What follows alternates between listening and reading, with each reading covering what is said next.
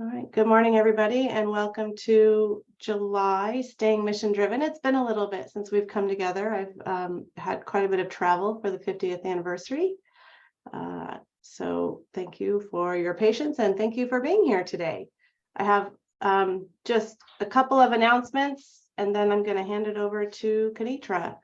So I have some very exciting news to share. You all know that we've been working on updating the curriculum. Our basic training curriculum, intern training curriculum. The manual has been in progress for a couple of years. That will be ready in 2024, fall 2024. So it won't be ready for this upcoming training year. If you train in January, it will be if you train in like September. And then the exciting news is we also need to update the modules. And I was able to secure some funding from Extension to hire a project manager to get all of those modules updated and develop modules for the pollinator chapter and the climate change chapter that will be added, will be a part of the upcoming manual. So some of the coordinators have met him. His name is Bryce Battisti. He comes to us with experience in adult education. What's the word I'm looking for? Instructional design. So he has very specific knowledge about how to create online modules for adult education. That's what he does right now for his career, and he's going to transfer and come over to WSU and help us get all of those modules updated. So he starts at the end of August. So I'm very excited to have him on board and get that project underway. So that's I'm thrilled about that. So thanks to Extension on that. And then the second one is the AEC Advanced Education Conference is right around the corner. So if you haven't registered, it feels like it's still a little ways away, but as fast as our summer has been going, it's going to be tomorrow. But it's actually September 27th through the 30th. In Tacoma at the Marriott. So if you haven't registered, please do so. Lots of fun events happening, tours, and our keynote speaker is Michael Blackstock, who is a member of the tribe based in Canada, and he's going to talk to us about integrating Indigenous science with Western science. So, and David Gibby will be here, as well as Sharon Coleman. So we'll have lots of opportunity to learn about our history and look forward to the future. Excuse me, Katie Daniels is working on recruiting volunteers to help us make sure that that event goes off without a hitch.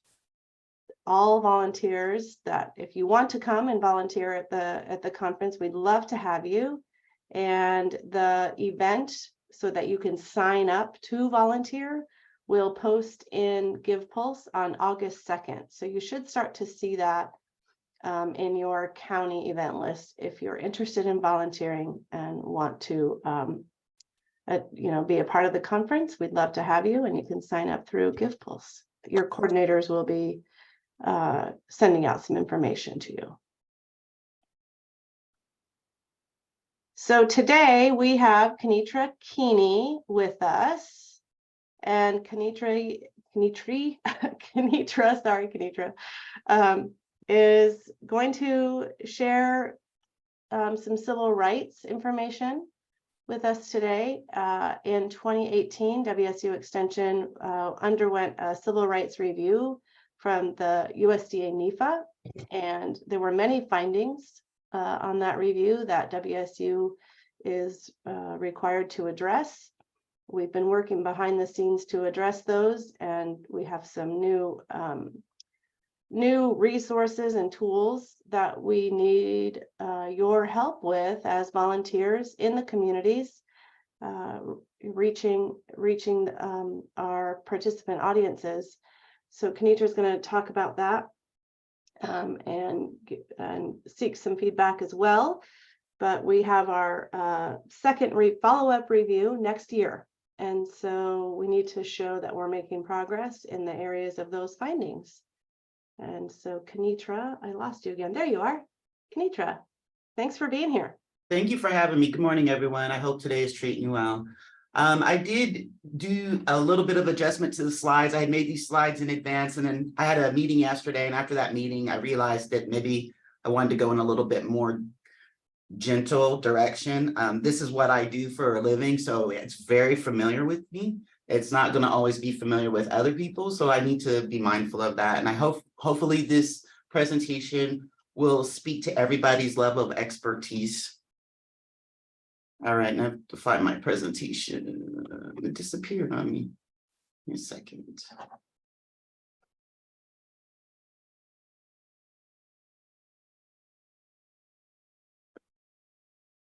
All right.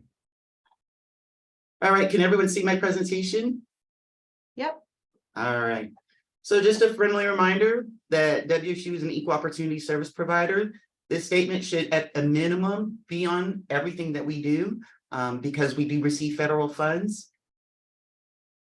We also should have a non-discrimination statement, kind of, telling people that we're committed to non-discrimination. Again, this is a more robust version, but it doesn't tell you in this version where to go to file a complaint or what all your rights are. So that's where we use the And Justice for All poster. This And Justice for All poster lets us know that we need to provide language access, ADA accommodations, and where to go to file a complaint if we ourselves have witnessed discrimination or been discriminated against. Two other options that you can go to are your local extension office, and then you can contact WSU Compliance and Civil Rights Department to report. I recommend this And Justice for All poster being in all the locations that we do some kind of academic delivery because it's available in different languages. And so it will speak to people that, maybe English is not their dominant language. So we're going to keep it kind of light today. We're just going to do a real brief overview of what civil rights are for the review. We're going to talk about some REG data. We're going to run through a few scenarios, see if we can get our wording together. Maybe that will help us. And then we're going to leave some room at the end for some questions.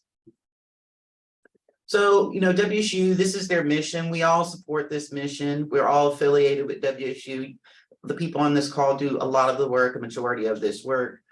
One of the challenges, though, is whenever we have mission and values, they're always going to be nice words, always poised really nicely. But what really matters is the execution of them. And people on this call are involved in that execution and making sure that we can fulfill the mission and the values. So there are a lot of civil rights out there. There are a whole group that talks to employment. We're going to talk about the USDA NIFA. And these are the 5 main rules or laws that are in them. The reason why we're going to keep it narrow is because I'm going to show you kind of what a good civil rights plan, what are the components of a good civil rights plan are. And these 5 laws are the ones that are really building that civil rights plan. Okay. So what is discrimination? It's really in 2 buckets. It's one where it's intentional and it's one where it's not intentional. I'll use an example. Let's say there's an industry and I'm trying to hire for this industry. And I say, I think only men can do this job. So because I think only men can do this job, I'm only going to put my advertisements where I know men go. Okay. Then we have this desperate impact where I say, I just don't think women would want to do this work. I just don't think women want to do this work. And I asked my good friends of 10 years, if they agreed, and they agreed with me. So I'm just going to go ahead and just put this where I know where men are at. Even though one was intentional and one was unintentional, essentially what we did in that scenario is we prevented a whole group of people from being able to be employed. And so that's what the Civil Rights Review in 2024 is going to do. It's going to make us do a rigorous review of our policies, practice, and our procedures. And in there, we're going to find out what our behaviors are, what our thoughts are, what are the things that are shaping who comes to our projects and our programs and who doesn't. So there's just a few more examples. Since I've been here, I've always been here for a year, and one of the most thorough things that I've heard here is, we just have not prioritized this. It's not been a priority. We just haven't had time. We only do this when we, so what that tells me is that, we're not actively constantly thinking about what we're doing. So here's a couple of examples. And then maintain that practice or policy that disproportionately impacts protected class. A lot of times we may be doing this and not even aware that we're doing this. So that's why we have this rigorous process that I'm about to walk you through. So these are really the components of civil rights. We're going to do some data collection. We're going to do some parity analysis. Then we're going to do barrier analysis. Why are they not showing up? We're going to do some policy development around that. We're going to create some training so that all of us are on the same sheet of music and understand what it looks like. And then we're going to do some internal monitoring to make sure that on an annual basis, we are being inclusive. So this is what that looks like. Okay. In the center, the foundation of every civil rights plan are these three little circles here. The U.S. Census data is going to tell us who's available. Okay. Then we're going to do our race, ethnicity, and gender data, and that's going to tell us who's actually serving, who are we actually getting to, and then we're going to do a parity analysis between the two, and we're going to figure out where the gap in the delta is. So if this census population is changing around you, but this REG demographics is not changing, well, why is that?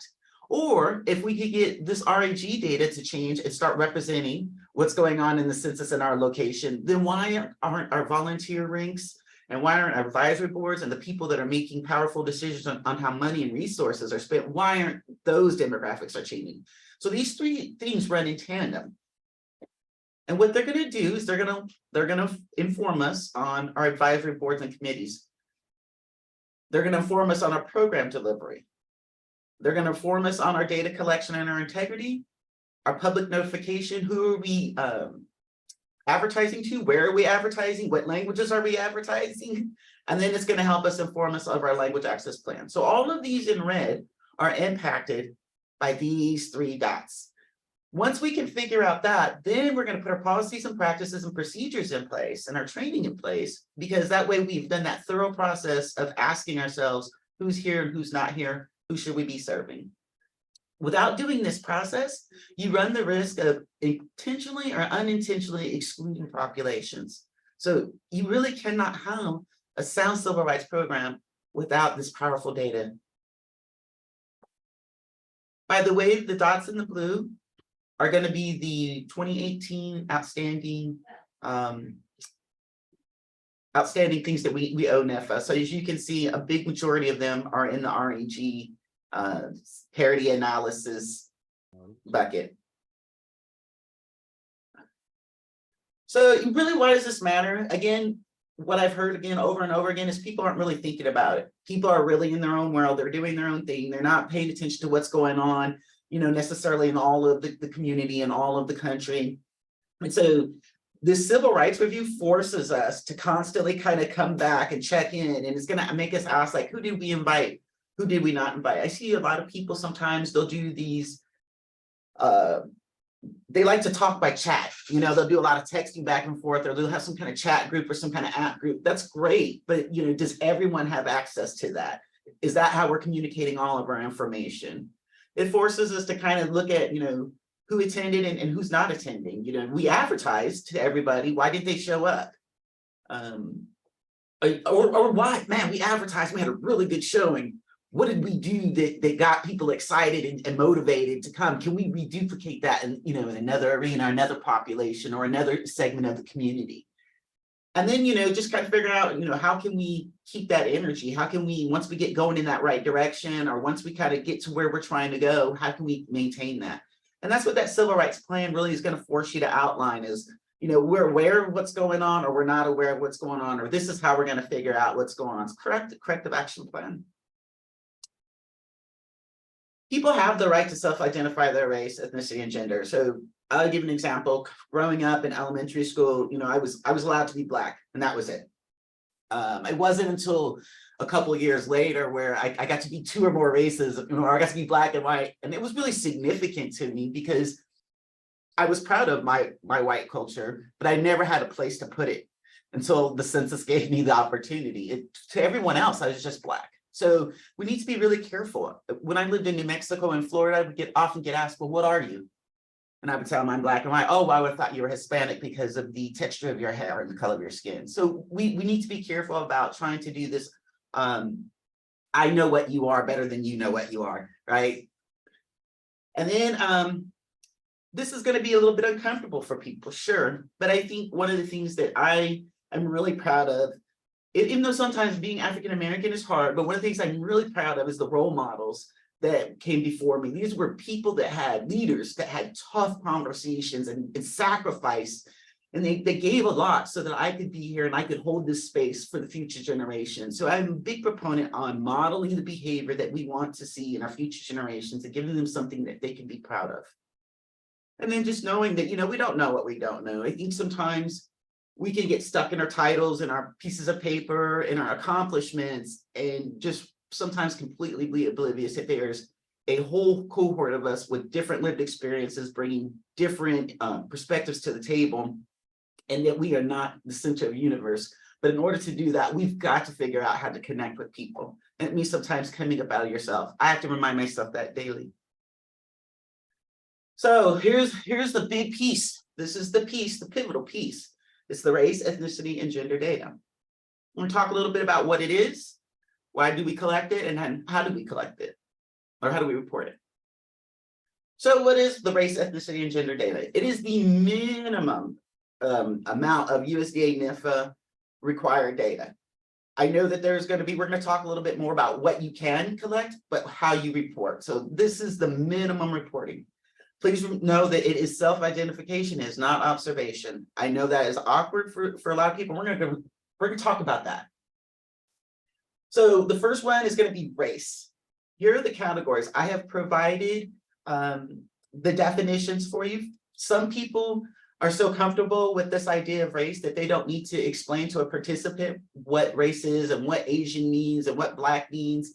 For example, in the white arena, you see that there's North Africa or the Middle East. If I'm from North Africa, the Middle East, I may not present as white. And so I may not think I am white. And so we need to be, I provided these I provide these definitions so that you can help participants navigate through some of these questions. The two areas in green didn't used to be a thing. And so I'm going to caveat that there have been people in the spaces that I have been in that have an exceptional amount of civil rights experience and remember how it was, maybe at the beginning of some programs. And then there are some who are just really brand new. And I don't always know what level of expertise is in the space. So that's why I'm going to deliver it and say that these two areas in green may have not been around in the past, but they are very much here today. And when you put two or more races, one of the things that you could do is recommended is that you select one or more. Some people are more than two races. Some people are, they have variety. So by putting, select one or more, you're giving them the opportunity again to really self-identify and tell you who they are. And then you're going to have this other unidentified area. So if you want to collect some other data, like say you want to go in here and start collecting Guam, Samoa, Pacific Island, you can do that. But when you report it in the Native Hawaiian or other Pacific Islander. If they want to put other unidentified or you want to ask something else, that's fine, but you're going to make sure that, you can collect it, but you're going to report it this way. Okay, so then we get into ethnicity. This one is, it's again, you can collect Cuban, Mexican, Puerto Rican, South or Central America, but when you report it, you're going to report a Hispanic or Latino. We have some people who like the word Latinx. Know your audience before you use that word. Some generations may be confused by that. Some generations may look for it and really appreciate it. You'll do non-Hispanic or Latino or unidentified. And then gender. So this one gets a lot of buzz because we get to gender orientation. So in order for us to meet the civil rights compliance, we have to do that exercise of parity. Who's available, who we're serving. The US Census does not collect gender orientation data. Now, you as a program may say, well, I want to make the people in my program feel more, inclusive. You can collect it, but then remember, please put it in other unidentified, okay?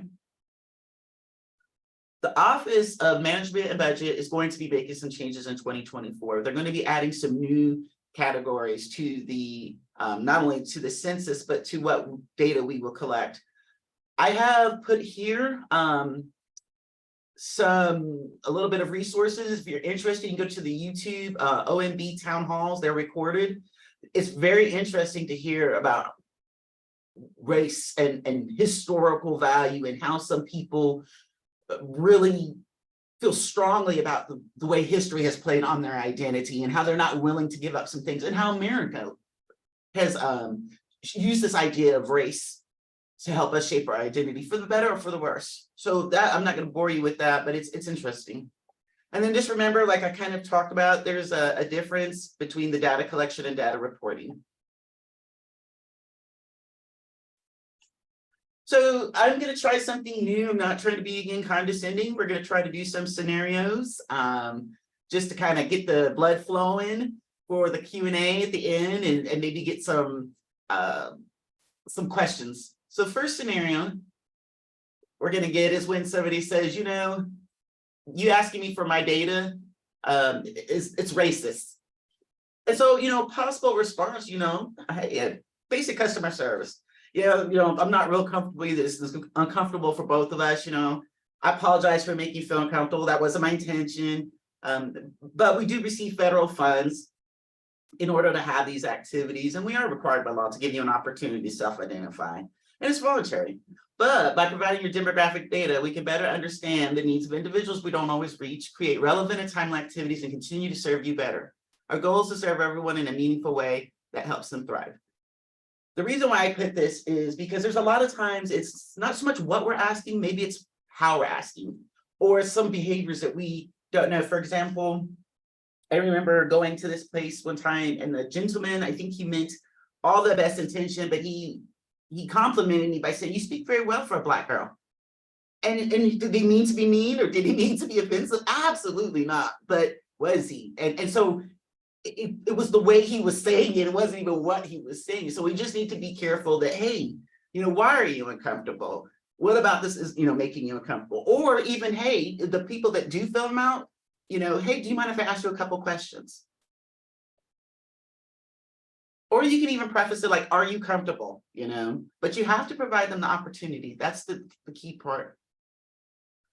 So somebody might ask you, well, who has access to this information? And the ultimate goal is that we're responsible for protecting the demographic data and identity. It's our leadership's and issues responsibility to ensure that the identity and demographics are not available for general public. And then just remind them again, we use this data to evaluate our policies, practices, and procedures to make sure we aren't excluding individuals from events, intentionally or unintentionally.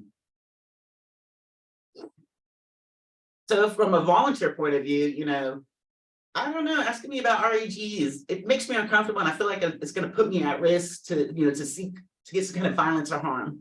And this is, would be my response to leadership. We need the ability to conduct assessment, because remember, we get those federal funds and we're responsible for who's available, who are we serving, and how are we spending that money. So we have to do that assessment. So asking participants for the RAG data provides them opportunity to self-identify. While it is voluntary, it's mandatory. Also, WSU is a land-grant university dedicated to serving all of Washington. So remember that great mission statement in the beginning? This is part of fulfilling that mission statement. So in order to fulfill that, we need to better understand who we're serving and the needed services of our communities. So this is kind of, I think all of us at this point in our life really hopefully have developed some kind of internal reflexive thinking where we are constantly, challenging our assumptions. We're constantly trying to develop new horizons, new schemas, understand different points of view. And so I would just encourage, us to really kind of get into that space. And when we say, hey, this makes me uncomfortable, because it's more than just race, ethnicity, and gender data. There's things that happen all the time that make us uncomfortable. There's that cognitive dissonance. And so really when it comes to this piece, this RAG piece, just really kind of pausing and asking, why does this make me uncomfortable? Do I have the training resources I need to increase my comfort level? What resources are there? What can I do to gain better understanding? What are my preconceived my preconceived notions, and am I placing my discomfort in front of someone else's needs? A lot of times, we can be in discomfort and be silent. I don't always enjoy sometimes walking into a room, and I hate to say being the only one, but people don't know I'm uncomfortable. But I am uncomfortable. So I love it when I can walk into a room and I can see more variety and more diversity and different kinds of thoughts and have different kinds of conversation. So just knowing that, the discomfort that you are feeling by moving forward, we might possibly be able to change the landscape to where we can have more people feel more comfortable in the long run. So I'm just going to wrap it up. I'm not going to get, I think we're doing good on time. I don't want to be too heavy-handed. Just, from a state perspective, I think we'll all openly kind of know that this just hasn't been prioritized across the state. I think some locations may be structured and funded and situated differently to where they can put more time and more resources towards this, whereas we have some that, this may not be a popular idea at all. And so knowing that we need to build capacity is going to take time. But knowing that we also have an inspection in 2020, a review in 2024, and we have outstanding items for 2018. So we have to show some progress. So having said that, we're looking for progress, not perfection. Just remember that, someone's discomfort can be the solution to finding, someone else's comfort. We need to lead by example. And just finally, it's the law. And so we're going to get into the Q&A portion. If there are any questions. And so that's really it. I'm open for questions. Thank you, Kenitra. Thank you. I saw a couple people posting in the chat that they were happy to be having you here talking to us about this.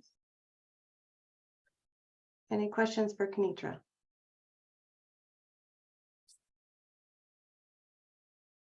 Can I ask? Deborah, yeah. Go ahead, Deborah. Mm-hmm. So I'm just wondering, as volunteers, where does the responsibility lie for collecting this data? Is it with our program coordinators who are WSU employees, or is there actually an obligation by we as volunteers? A lot of us have reporting systems that our coordinators help pull together, but I'm just trying to understand that difference, where the responsibility lies. Jennifer, do you want to answer that one? Sure, yeah. So good question. As a volunteer delivering educational outreach, it is your responsibility to collect the REG information from participants. That can be done in a variety of ways. There is a survey that some counties are using. It's so the participant can just scan a QR code and answer the questions, and it goes directly into a database and it's anonymous. And then the coordinator can pull that down and report it to Kenitra. You can do it via pencil and paper after, an in-person outreach event, educational outreach event. And then the papers get handed over to the coordinator, and the coordinator enters them into the system. Or it can be done if you're doing Zoom, maybe it's a link at the end of the Zoom call where you ask participants to respond, and that link will go to the survey, the online survey. So I have a question. Okay, let's make sure we answered Deborah's question fully, and then we'll move forward. Go ahead. Did that answer your question, Deborah? Yes, thank you. Okay, John. Hello. So at our Master Gardener clinics, will we be putting together this information there? You should be, yes. And so the way that some counties have been doing it, and the way that we've talked about doing it, is having that QR code available. And at the end of the conversation with the client at the clinic, walking through the little bit of conversation that Kenitra had. We receive federal funding, and we're really working hard to make sure that we're serving all audiences. Would you mind filling out this survey? But also having that paper and pencil available too for folks who don't have the capacity with a smartphone. There are still some questions that need to be answered between me and the program coordinator team, because there are specific, the USDA requires us to provide the option or for people to tell us who they are for academic or educational outreach, educational offerings. It does not require it for advertising for the program. So let's say you're at a Rotary and you're just talking about the program, who we are, what we do, and why we do it. That would not be a space where you have to collect that information. So the program coordinators and I are working through the variety of public events that we hold to determine what of those are educational and what of those are simply promotional. Okay. And I so that will remember- be more information coming. I remember back in the day, several years ago, on our tally sheet, we used to have those questions on the bottom, Mm-hmm. and then bloop, they went away. Right, they did, and they went away when we were told we could no longer do an ocular or observational look and tell, and then we just say, oh, that we had 3 females and Right. 8 males and 10 white people and 1 Latino and 1 Hispanic, and so we have to give everybody an opportunity to self-identify. It is your right to tell somebody who you are. It is not okay for us to tell somebody who they are. Okay, yeah, I completely understand. I don't recall seeing that at the last clinic that I was attending. And so going forward, Seeing the QR code or the, correct. okay, So going forward, if this is a requirement, which I'm happy to comply with, I'd love to have that available. sure. What county are you in, John? King. Okay. Yeah, these all take some time to roll out. Okay. Right, especially in a county the size of King. And so I know Sarah's working on it, and I know that your clinic leaders are working on it as well. Okay, good. Thanks so much. This is good. Thanks, John. Other questions? It looks like Diana has her hand up. What progress is WSU making in having all our written materials, the handouts, the bulletins, and the training materials in Spanish? Because I know individual counties can't take on the process of translating everything. It seems to me like that should be WSU's responsibility to provide materials in Spanish. Sure. So our number 9 area language access plan was a finding in 2018. It's going to be a finding in 2024. Unless we can make progress. I have Language Link going through. We're going to sign a contract with Language Link. They're in Washington State. They're going to provide us a decent rate on translation materials. Once I can get that contract signed, I will be sending out more information on how to prioritize what is prioritized, what language is prioritized in, can it be used across multiple platforms. So my vision, and this is my vision, but I haven't had talks with others that are involved, other stakeholders. But part of the vision I have is if we have publications, forms, things that can be used across multiple locations, is to get those translated first, have those live in a repository that you can access whenever you need. And then we'll start prioritizing some of the other materials. And we're going to try to provide support, but we just don't know what that support and funding looks like at this time. Thank you. And I'm just follow up to that, Jennifer. Sure. Yes, please do. Yeah, I'm just wondering, some of counties, including ours, have already done some translation for documents that we use routinely. So maybe we could get started by at least sharing those, right? While we're waiting to get a contractor and priorities and processes in place. Because we actually did a lot of this even pre-pandemic. So Okay. just an That's idea. very helpful. Thank you so much. I tried to get that from A&R. I tried to get a lot of A&R stuff and I just cannot get it. But if you have stuff, anybody on this call, if you have stuff that you would like to be warehoused in a central location, please reach out to me so that we can figure out what that repository looks like and making sure everyone has access.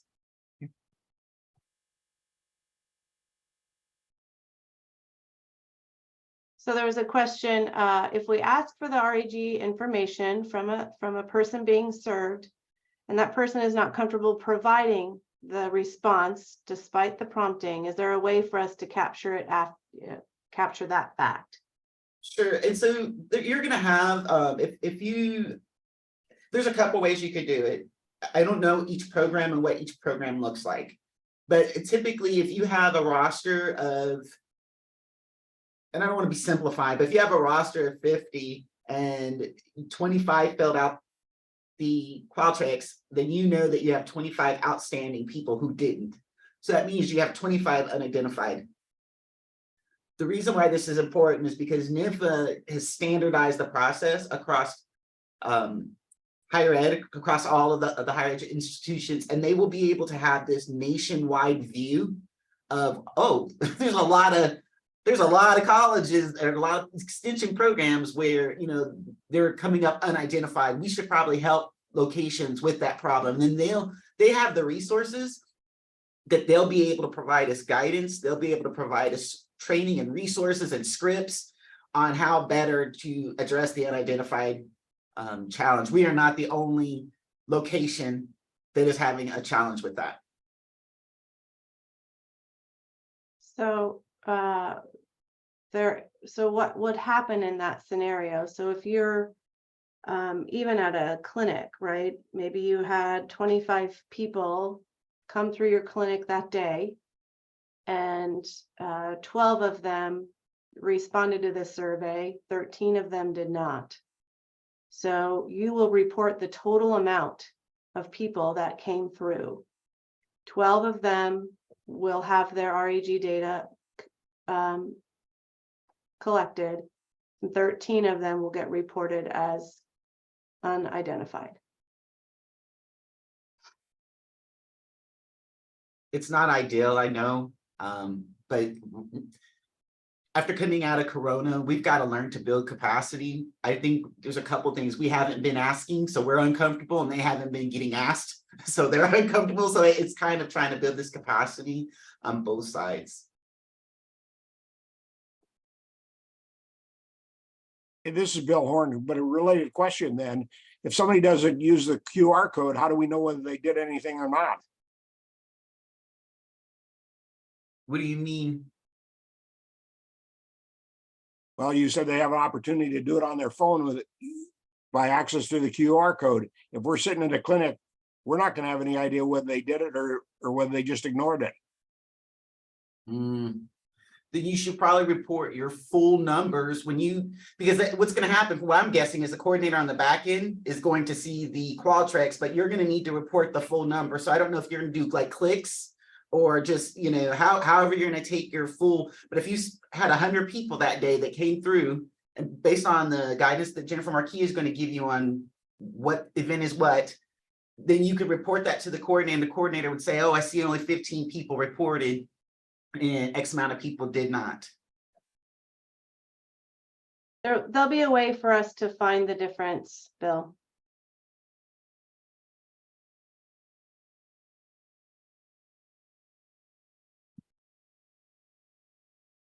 So somebody said the laminated QR code has never worked, so we'll need to address that. Sarah, that's a King County. So Sarah. Yeah, I saw that. Okay, Thank you. yeah.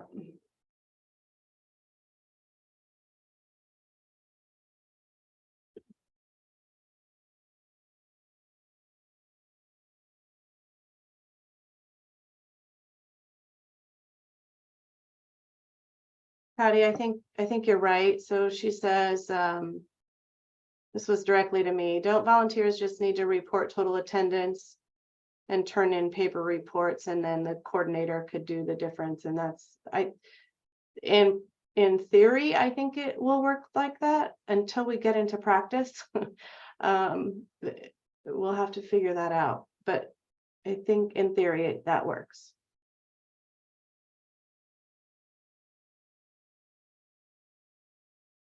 Any other questions?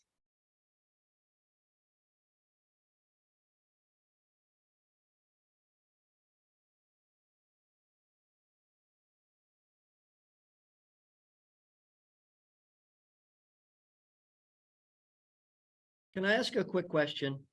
Sure. Okay, so we're talking QR codes. Mm-hmm. Now, there might be some people that don't even have a cell phone that they can click on a QR code. Are Right. we taking that into account? Do we also have a paper form to fill out as well? Ideally, yes, you should, with a box for them to put the paper in so that it's not connected to their names. Yeah. Okay, I'll look for it. Okay.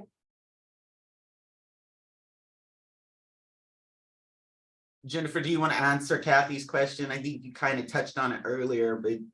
Right, sure. So the question, are we now required to ask every person we help to fill out this survey? So excuse me, USD NEFA requires us to give everybody who we serve in an academic or educational outreach way to have the opportunity to tell us who they are. The distinction I'm trying to make here is that I don't have a specific answer yet, because it's not going to be everybody.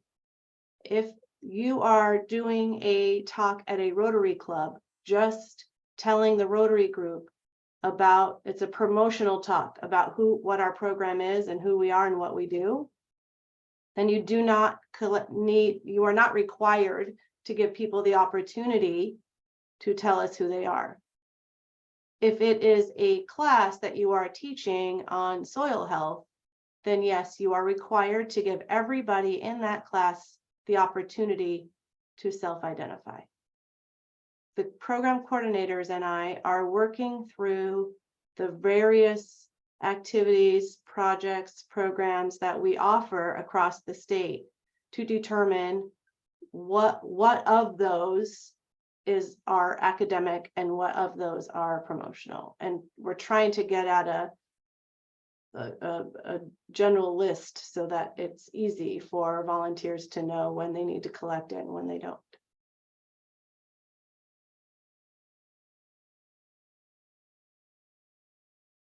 Jennifer, Uh-huh. a big kind of gray area is our demonstration gardens, when people come on their own, but they're certainly educational, but not necessarily a class.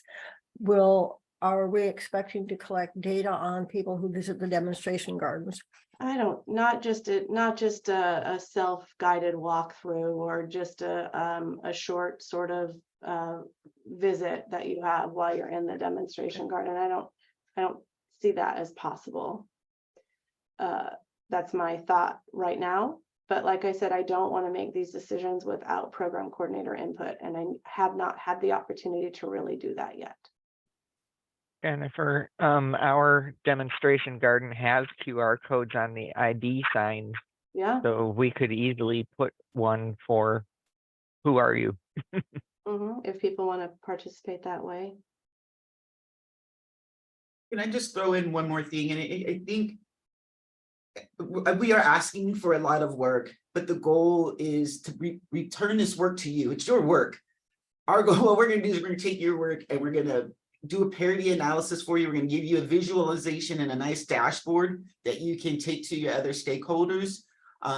We're going to make it comprehensive. In the past, that information kind of just sat somewhere and it wasn't necessarily used and it wasn't communicated and it wasn't elevated. And so this is that process of across the program, showing what Master Gardeners does and having a visual dashboard that you can take to your stakeholders and show them what you do without a lot of heavy verbiage and a lot of heavy numbers. So we will return your data back to you in a nice, clean, hopefully nice, clean, organized, and aesthetically pleasing. Go ahead, Sarah. I was going to say, in terms of demonstration gardens, that I'm on the board of a botanical garden that has a really simple QR code that just says, tell us about yourself. And it gets a lot of people filling out REG information. Great. See, this is why I don't want to make these decisions without coordinator. So Kenitra, the second piece of this that we haven't touched on yet that I wanted to also let volunteers know about. We're also required to give all of you as volunteers an opportunity to self-identify. We were given that opportunity as employees. And so now, you know, some of us responded and I'm sure some of us didn't. But so now we will be giving each of you the opportunity to self-identify in your reapplication paperwork moving into 2024. So again, the questions will be asked of you, but it's voluntary, right? So, but we would like as much participation as we can get, because we have a goal to increase the diversity of our programming and of the volunteers who serve in our program. And we do not know where we sit right now in terms of race, ethnicity, and gender diversity in our program. So for your 2024 reapplication paperwork, you will see the questions about race, ethnicity, and gender. Is WSU going to provide that? Or we add it to our own reapp form? We're doing it from the state program level. Thank you, Diana. Jennifer, this is Jim. One question. Good morning, Kenitra. Thank you for your presentation. You know, this is really good information, especially for people that have been in the volunteers that have been in program for a while. We have all the new interns that are coming in. And in Pierce County, we use the introduction to civil rights. So thoughts about a standard module for interns? You know, the collecting data is good, but we have, and you talk about why we collect the data, but and you mentioned how to file a complaint, and, you know, that's something that could be added. What does injustice for all posters mean? And some of these kind of things. So all coordinators having the same resources across the state, can we finalize an introduction to civil rights for intern training? Yeah, we talked about that on yesterday's program coordinator call, and Jana, Kenitra, and I are going to work on a 15 to 20, 30-minute module that can be shared with basic trainees. Great. Sounds good. Thanks.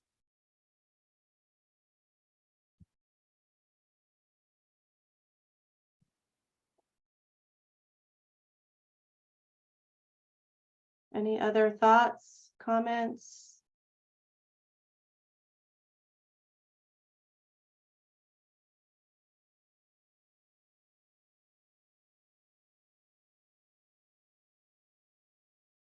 There's a hand up. Oh, I don't see one. Grace Sorry, Harper see. Sims. Oh, yeah, there you go, Etor. Yes, thank you, Kenitra, and Jennifer. I find it easier for me just to deal with our visitors.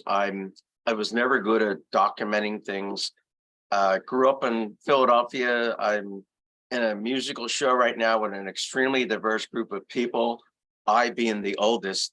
And I think one of the best things to do when you're out in public, or you're especially working on in our gardens or events, is just talk directly to the people. And if they want to use the fancy QR codes and fill out the forms, fine. But for myself, I like the experience of just dealing with the people one-on-one. And when it happens, when I'm in the CEG or the Japanese garden, that's the fun of it, meeting a diverse group of people in our community and doing your job as a Master Gardener volunteer. Thank you. I appreciate that. I think that's the challenge, is the relationship. Not all of us have access or entry into certain populations. Like I said, with that gentleman who said, you speak very well for a Black woman, you know, or Black girl, he didn't know any different, you know, but it made me feel really uncomfortable. And I never went back to that organization, you know. So just really be mindful about populations, what they need, educating ourselves into, I mean, one of the things that was really, I remember when George Floyd got murdered, and it was just a really crazy time. And I remember people trying to have conversations around that, and they didn't have any history. They had no historical point of reference. And I remember trying to go in and engage in conversation, them not being really educated. And then when I would bring up something, they'd be like, well, I don't know about that. And then they'd be like, man, then you really don't want to have this conversation, or we can't have a full conversation. So just always challenging yourself to be comfortable in the uncomfortable, and to teach yourself some things, perspectives that are different. And people will recognize that. I recognize when I have a conversation with someone who is taking the time to read about, my history. It's so exciting, but not everybody, does that. So I appreciate that comment though. Thank you.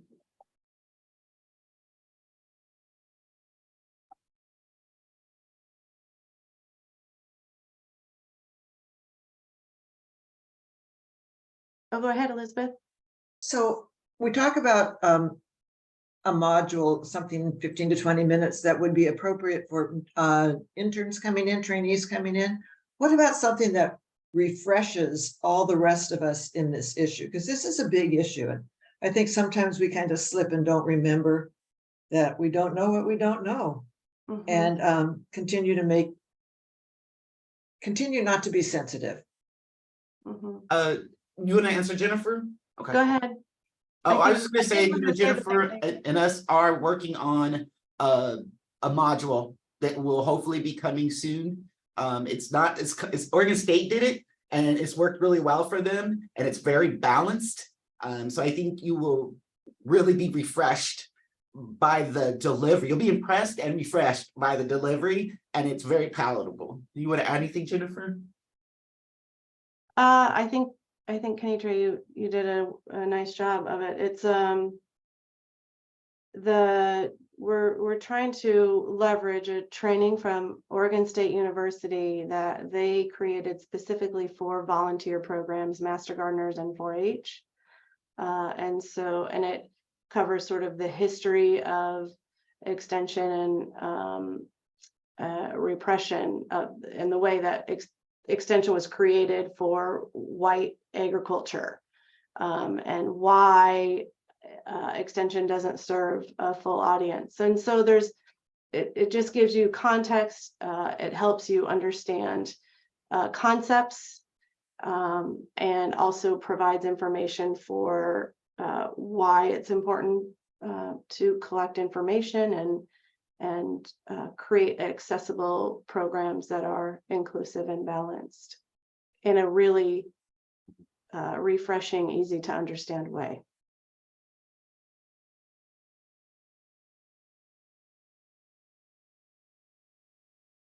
See a couple of chats here.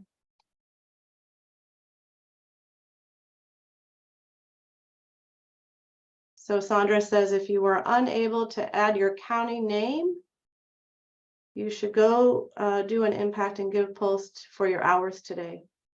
Staying mission driven should appear in your drop-down list.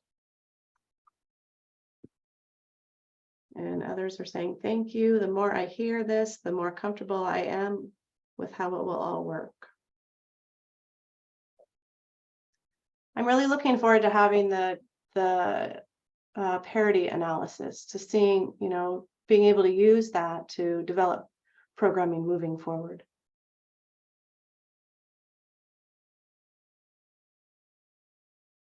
It's going to be it's exciting. It's daunting in the thought of it, but it's exciting that not many other universities, my colleagues consist of, other institutions, and it's exciting that we are almost going to be leaders in this area across higher education, because it is so complex. Many people cannot rally around this initiative in a way that is just truly serving. And so I'm excited about leading from the front and working with a group of people that are willing to help me. So thank you so much for listening to me today. Thank you for considering what we're saying and participating in what we're trying to do.